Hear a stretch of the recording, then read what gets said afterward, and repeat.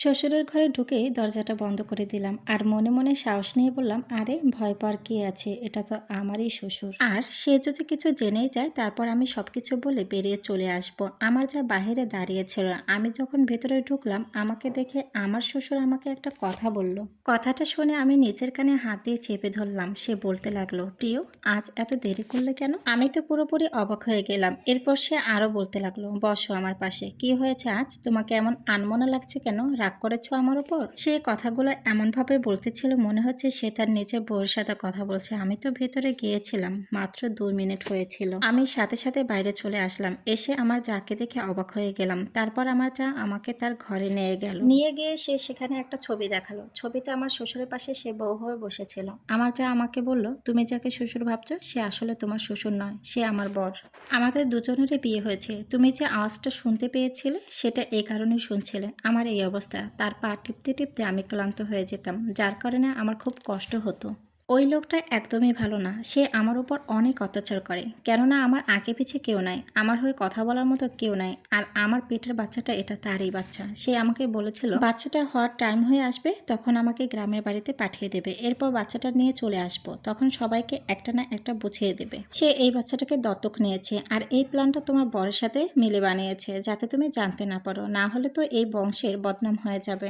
এই বিষয়টা কেউ জানে না। সেদিন তোমার ঘরে ওই মহিলাটা এসেছিল, সে আমার বরের বোন ছিল। সে এ ব্যাপারে সব কিছু জানে, তারপরে সে মুখ খোলে না। সেদিন যখন তুমি আমার প্রেগনেন্টের ব্যাপারে জানতে পেরে যাও, সেই রাতে আমার বর আমাকে খুব মেরেছিল, আর যার কারণে আমার মুখে অনেক ক্ষতের দাগ ছিল। তুমি দেখতে পেয়েছিলে সেদিন সারা রাত সে আমাকে অনেক কথা শুনিয়েছে। আসলে এই বংশটা একটা অদ্ভুত বংশ। এই বংশে অনেক রহস্য আছে। এই রহস্যের মাঝখানে আমিও একটা রহস্য। তোমার বর তোমাকে এই কথাটা বলেনি, কারণ তুমি যদি তোমার বরকে খারাপ ভাবো বা এই বংশকে খারাপ ভাবো, এই ভয়ে কিছুই বলেনি। তবে তুমি তোমার বরকে আজ এই কথাটা বলে দিতে পারো যে তুমি সব কিছু জানো। আমি আমার যাকে কথা দিলাম, আমি আর এই বিষয়ে কোনো কথাই বলবো না, কারণ আমার এইসব কথা বলার কারণে তার জীবনে অনেকটা প্রভাব পড়তেছিল। এরপর আমি আমার স্বামীকে সব ঘটনা খুলে বলি। তখন সে বিভ্রান্ত হয়ে পড়লো। তখন সে আমাকে বলল, আমি চাইনি যে আমার পরিবারের এসব ঘটনা তুমি জানো। তুমি মনে মনে চিন্তা করো যে তুমি কেমন পরিবারে বউ হয়ে এসেছো যেখানে এত কিছু ঘটে।